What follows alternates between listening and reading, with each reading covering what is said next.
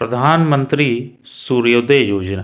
देखिए, प्रधानमंत्री जी ने एक योजना चालू करी है, प्रधानमंत्री सूर्योदय योजना। वास्तविकता में ये योजना नई नहीं है, ये पुरानी योजना है, लेकिन चूंकि अपने टारगेट पूरा नहीं कर पाई ये योजना, तो इसलिए इस योजना का जो है कार्यकाल बढ़ाया गया है। चलिए जानते हैं प्रधानमंत्री सूर्योदय योजना के बारे में। प्रधानमंत्री नरेंद्र मोदी जी ने प्रधानमंत्री सूर्योदय योजना शुरू की, जो एक नवाचारी सरकारी पहल है जिसका उद्देश्य देश में 1 करोड़ घरों की छत पर सौर ऊर्जा प्रणाली या रूफटॉप सोलर पैनल स्थापित करना है। अब ये रूफटॉप सोलर पैनल क्या है? रूफटॉप सोलर पैनल एक फोटोवोल्टिक प्रणाली है जिसमें विद्युत उत्पादन करने वाले सौर पैनल आवासीय या व्यवसायिक भवन या संरचना की छत पर लगे होते हैं। लाभ क्या हैं इसके? यह ग्रिड से जुड़ी विद्युत की खपत को कम करता है और उपभोक्ता के लिए विद्युत की लागत बचाता है। रूफटॉप सोलर प्लांट से उत्पन्न अवशेष और ऊर्जा इकाइयों को मॉनिटरिंग मीटरिंग प्रावधानों के अनुसार ग्रिड में निर्यात किया जा सकता है। उपभोक्ता प्रचलित नियमों के अनुसार अधिशेष निर्यातित विद्युत के लिए मौद्रिक लाभ प्राप्त कर सकता है। संबंधित सरकारी पहल सरकार ने वर्ष 2014 में रूफटॉप सोलर प्रोग्राम लॉन्च किया था। देखिए, सरकार ने पहले ही प्रोग्राम 2014 में लॉन्च किया था जिसका लक्ष्य 2022 तक 40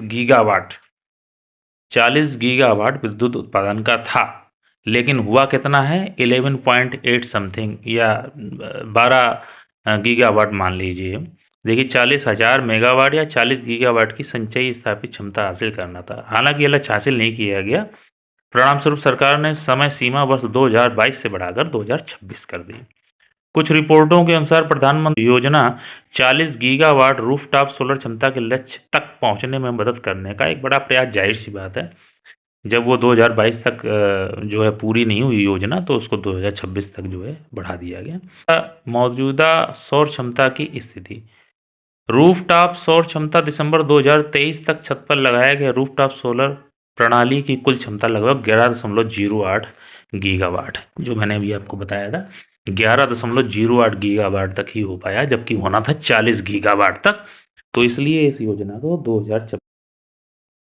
गुजरात 2.8 गीगावाट के साथ सूची में शीर्ष पर है, जिसके बाद महाराष्ट्र 1.7 गीगावाट की क्षमता के साथ दूसरे स्थान। तो नंबर 1 पर जो है गुजरात और दूसरे नंबर पर महाराष्ट्र।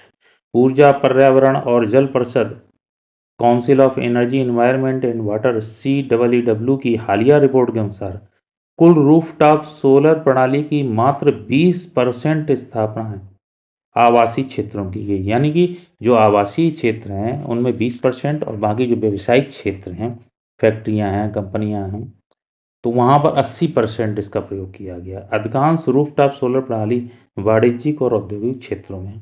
रिपोर्ट के अनुसार भारत के 25 करोड़ घर छतों पर कुल 637 गीगावाट की क्षमता की सोलर प्रणाली स्थापित कर सकते हैं तथा इसकी कुल क्षमता का मात्र 1/3 हिस्सा देश में संपूर्ण आवासीय क्षेत्र की विद्युत की मांगों को पूरा कर सकता है। स्थापित सोलर प्रणाली की कुल क्षमता नवीन और नवीकरणीय ऊर्जा मंत्रालय के अनुसार दिसंबर 2023 तक भारत में छतों पर स्थापित सोलर प्रणाली की क्षमता लगभग 73.3 गीगावाट तक पहुंच गई।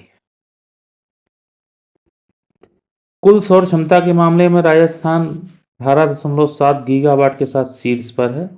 गुजरात 10.5 गीगावाट के साथ दूसरे स्थान पर है। सौर क्षमता की बात हो रही है यहाँ पर, है ना।